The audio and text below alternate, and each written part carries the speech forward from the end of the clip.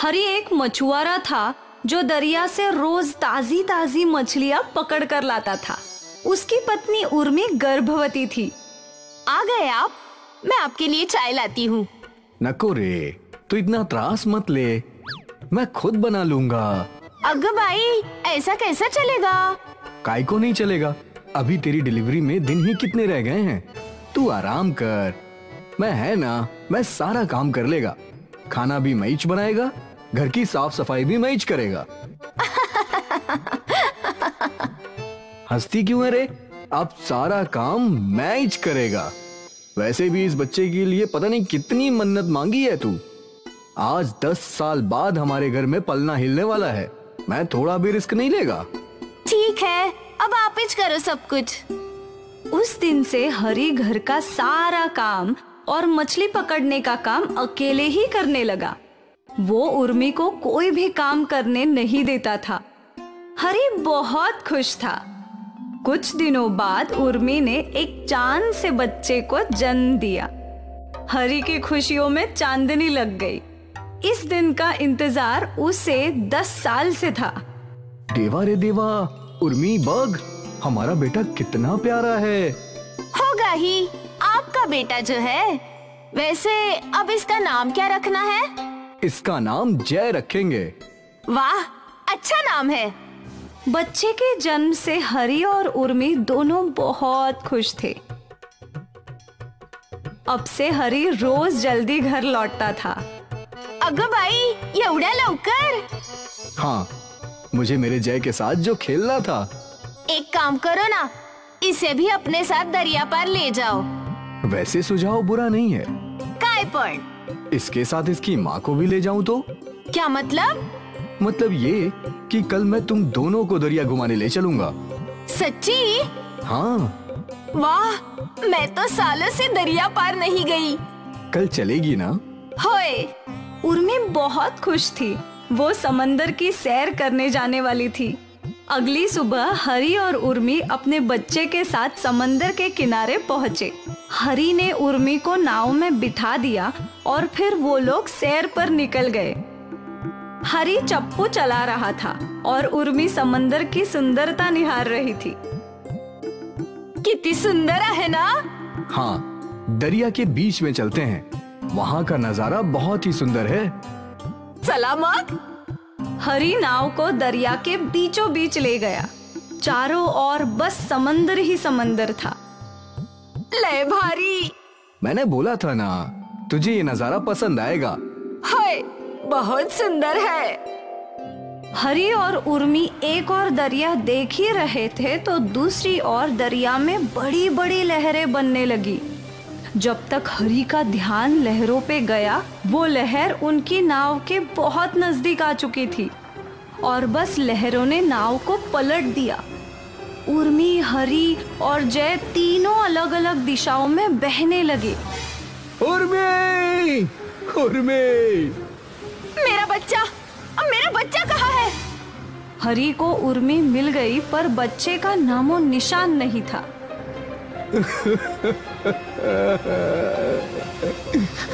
उर्मी! हरी ने रोते रोते उर्मी को किनारे तक लाया और फिर किनारे पर दोनों फूट फूट कर रोने लगे। मेरा जय, मेरा जय, मेरा बच्चा।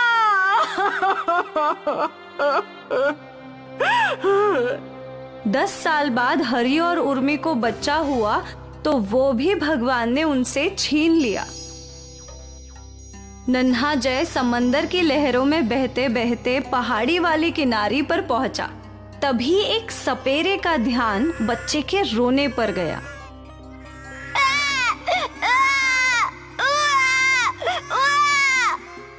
ये बच्चा यहाँ कैसे आया? अरे बाप रे! सपेरे ने झट से बच्चे को पानी से उठा लिया। इसके माता पिता कौन होंगे? कहीं वो दोनों भी तो समुद्र में नहीं डूब गए? अरे रे रे, यही होगा। कोई और तो आसपास दिखाई नहीं दे रहा। मतलब दरिया ने उन्हें छीन लिया। अब इस बेचारे बच्चे का क्या होगा? लगता है भगवान ने ये जिम्मेदारी मुझे सौंपी है। आज से मैं ही इसका परिवार हूँ। नथु सपेरा बच्चे को अपने साथ ले गया। उसने बच्चे की अच्छे से देखभाल करना शुरू की। अब नथु ही उस बच्चे का सब कुछ था। अरे रे रे रे, मुन्ना को भूख लगी है। ये देख, बाबा तेरे लिए दूध लाया है। नथु अकेले रहता था और अब उसे अपने जिंदगी का साथी मिल गया था। ये छोटा बच्चा बचपन से सांप के साथ खेलता था। नहीं मुन्ना, ऐसे नहीं। सांपों को ऐसे नहीं पकड़ते, वो तुम्हें डस लेंगे। नथु बचपन से ही मुन्ना को सांपों को पकड़ना सिखाने लगा और जब मुन्ना बड़ा हुआ तो वो पलक झपकते ही जहरीले से जहरीले सांप पकड़ने लगा। ये देखो बाबा, मैंने कोबरा पकड़ा है। ये हुई ना बात, तूने साबित कर दिया कि तू मेरा ही बेटा है। कोई शक बाबा? अब से आसपास के गांव में अगर कोई भी सांप आ जाता तो वो लोग मुन्ना को ही बुलाने आते थे। काका, मुन्ना भैया हैं क्या? क्या काम है? वो हमारे गांव में सांप आ गया है तो उसे पकड़ना है। ठीक है। अरे मुन्ना, जा भाई, तुझे बुला रहे हैं। ठीक है पिताजी, अभी गया और अभी आया। धीरे धीरे नथु की तबीयत खराब रहने लगी। मुन्ना परेशान था, उसका सब कुछ नथु ही तो था। बाबा, मैं आपके लिए दवाइयाँ लेकर आता हूँ। रुक जा बेटा, मुझे तुझे एक सच बताना है। मैं दवाइयाँ लेकर आ जाऊं, फिर बता देना। नहीं बेटा, तुझे अभी सुनना होगा। तू मेरा खून नहीं है। आज से 20 साल पहले मैं पहाड़ी के पास बैठा था, तभी मुझे तेरे रोने की आवाज सुनाई दी। तू समुंदर में बहकर यहाँ आया था। क्या? उस दिन मैंने तेरे माता पिता को ढूंढने की पूरी कोशिश की, लेकिन वो मुझे नहीं मिले। तो मैंने मान लिया कि शायद वो डूब गए होंगे और इसलिए मैंने तुझे अपने बेटे की तरह पाला। तो क्या मेरे माता पिता जिंदा हो सकते हैं? शायद हाँ और शायद नहीं भी, पर तुझे उन्हें ढूंढने की एक कोशिश तो करनी ही चाहिए। ठीक है बाबा। मुन्ना, कभी अपने बाबा को भूलना मत। ये आखिरी शब्द कहकर नथु ने अपने प्राण छोड़ दिए। बाबा! नथु के जाने से पहले मुन्ना बहुत दुखी था, पर अब उसके दिमाग में अपने असली माता पिता को ढूंढने का जुनून सवार था। क्या मेरे माँ बाबा जिंदा होंगे? अगर होंगे तो कहाँ होंगे? कहीं वो मर तो नहीं गए? पर अगर जिंदा होंगे तो मुझे एक कोशिश करनी ही चाहिए। और इस उद्देश्य से मुन्ना नाव लेकर निकल पड़ा उसी समंदर की सैर पर अपने माता पिता की खोज में। आज 20 साल बाद वो वापस उसी जगह था, समंदर के बीच में। और ठीक 20 साल पहले की तरह आज भी उसके सामने बड़ी बड़ी लहरें आ गई और इस बार भी लहरों ने उसकी नाव तोड़ दी। बचाओ! बचाओ! मुन्ना तैरने की कोशिश कर रहा था, पर गहरे समंदर में वो तैर नहीं पा रहा था।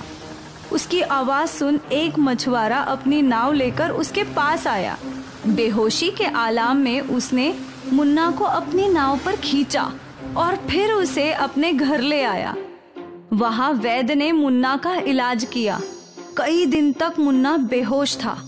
फिर एक दिन एक सांप हरी की झोपड़ी में घुस आया।